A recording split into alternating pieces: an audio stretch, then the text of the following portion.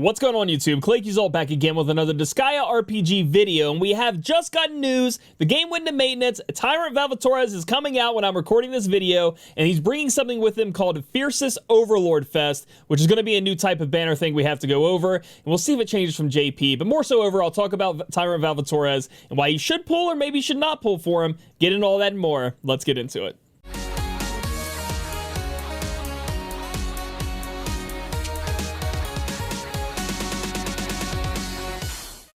Alright guys, so excuse my weird layout here, but I have all the important stuff in the chat here. We're going to get an update content from the maintenance that's happening. We're going to get Fiercest Overlord Festival summons, Fiercest Overlord Festival login bonuses, Road to the Fiercest Overlord Festival special missions, and we got a special bat coming out. You guys are going to get 200 nether quartz on top of that, and that is going to lead to something you may have seen on your screen before, kind of like, I guess, a little bit of a hype thing. They are releasing Tyrant Valvatorez already, and I know a lot of you guys are hurting on nether quartz as it is.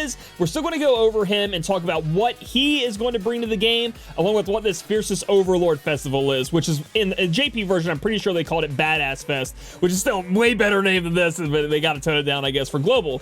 So Badass Fest, or Fiercest Overlord Fest, is going to be a time when the rates should go up to something like 6% for a 4-star, and then the Badass Fest unit should have an up rate. So Valvatorez will have an up rate to be obtained, just like somebody like Attired Roz had on her banner, and that will go for all the units that end up going into the Badass Fest here. But you have a 6% chance at 4-star, so it makes it a little bit better and more easy to get them. We'll have to see how they do it with global. It could be different, but that is something they do in JP over and over again. They'll keep adding different units to this festival that they call it, Summoning Festival, and it'll be interesting to get into that. But let's talk about Tyrant Valvatorez, because he is the next big unit, right? We thought we'd have a little bit of time between Attired Rosalind and Tyrant Valvatorez. We actually ended up not having that much time between them. So the first thing I want to say is he is an attacker, so he's not going to be somebody on your team that's buffing people up very much. He's not going to be somebody who is bringing a lot of support, or you don't want to build a team around his abilities. He is going to be the guy that you build around, right? So he's standing there, and you get your whole team to go build around him, buff him up, debuff the team,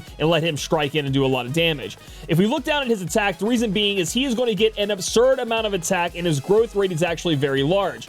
So that's going to help him with like doing more damage as always. He's the next step up in damage dealing physically, so with attack instead of int, that we really want to see. If we look at his speed, it's a 51, so not the slowest in the world, but not the fastest in the world, not too bad.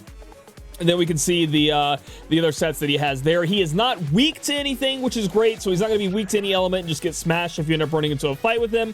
And then also, he is better off against water units, which is going to be great. And he does have a little bit of resistance to things like Poison, Paralyze, Sleep, Forget. And he is going to be a Lance user. And this is something a lot of people have been bringing up to me, because his first ability, or Spear, I say Lance, I guess Final Fantasy in me.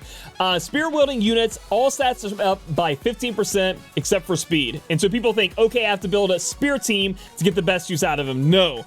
I said early on that Disgaea is going to be a game where you build your team around units. But really, what I meant by that is that we're going to build our team around one unit that is going to be doing a ton of damage, maybe two at most. The rest of the team is there to, you know, help and compensate with a lot of damage.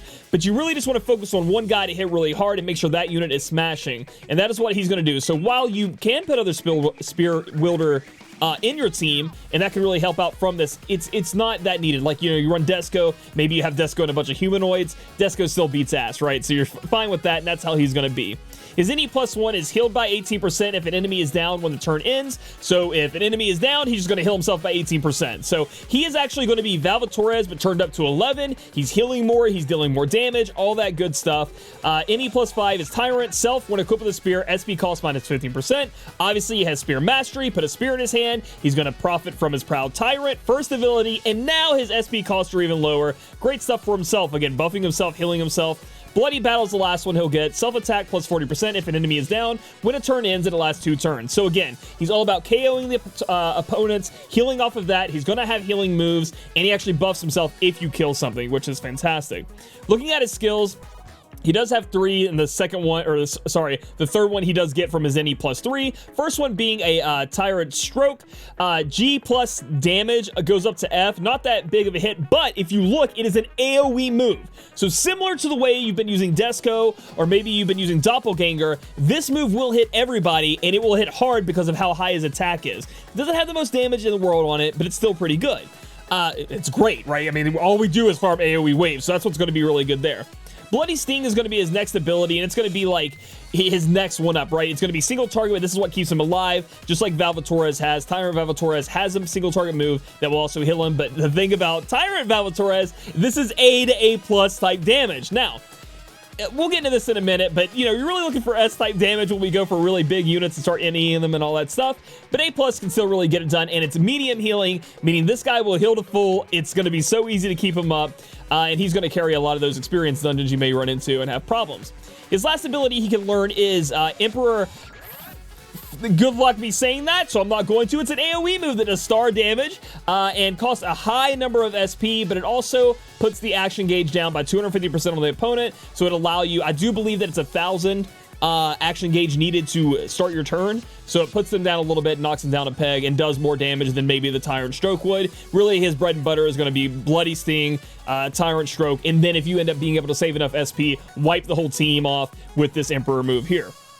If you go down, he does get wind type of ability, so if you're looking for some magic, he's not the guy for you, in my opinion. He does have Braveheart, Mega Braveheart, can buff up people by a lot of attack. I'm using the Prism Ranger for that, so I don't really need him to be doing that, and I don't think that's something you want him to use. So that's pretty much how he's going to be used. Again, you're going to put a spear on him, you're going to NE him up if you can, and he's going to go to town with being able to keep himself alive. Something hits him, yeah, he's healing back. You kill something, he's healing back, and he's putting his attack up. So should you go for Tyrant Valvatorez? I'm going to give him an S rank. So I'm not going to give him the SS rank that we did give to Tyrant Rosalind, because I think that Tyrant Valvatorez, while being great at keeping himself sustained and keeping himself up, he does lack that S skill or that S+ rank skill that'll really push the envelope, which we'll see with a lot more units that come out in the future. So don't think of him, I know that we're crushed on Nether Course, we don't have a lot of stuff to go with. Don't think of him as something that you have to have. I'm going to do a few summons, I'm going to let it go, because the units that get released later are going to be stronger. They are going to hit harder. They won't have this like meta healing thing he has where he heals himself up, but they'll have other great things for them as well.